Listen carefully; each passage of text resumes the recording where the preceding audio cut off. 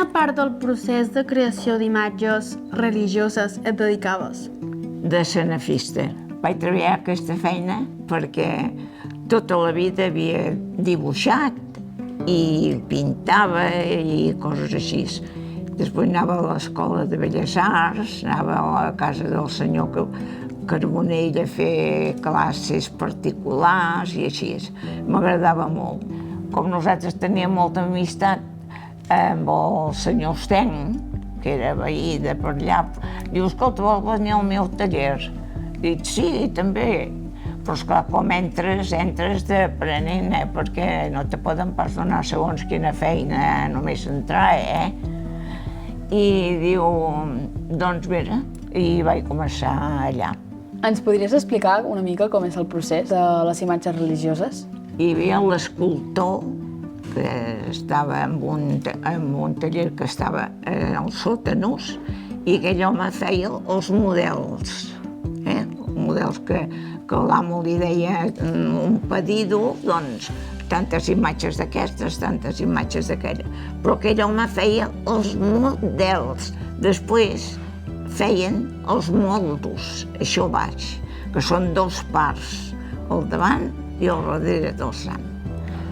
Això, quan estava sec i preparat, ho pujaven a dalt al retoc, que era una altra sala.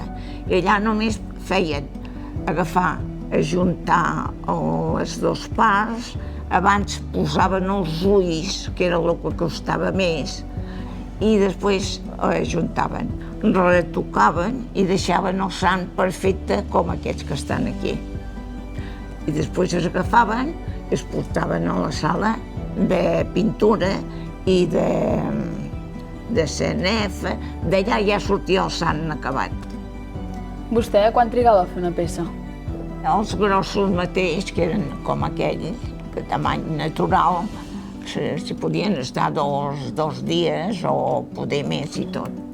Quan dibuixava i segons què feia, me'n recordava de quan era petita i feien aquell cuento, la Sirenita, que ara la faran en pel·lícula, i l'escata del peix. No, i allò m'agradava. I el primer que me va donar, dic, jo què li faig ara aquí amb aquest senyor? Li vaig fer l'escata de peix. I escolta, quedava preciós. Hasta ell feia, després sempre que en feia un, feia l'escata de peix.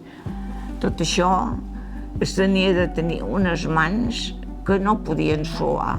Hi ha gent que sua molt de les mans, i hi ha gent que no.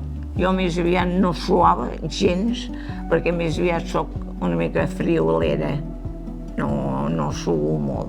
Com d'important va ser aquesta indústria per la ciutat d'Olot? Va ser una de les principals indústries que hi havia aquí a Catalunya. I quina era la imatge religiosa que més t'agradava? Mira, a mi se feia molt entronitzats.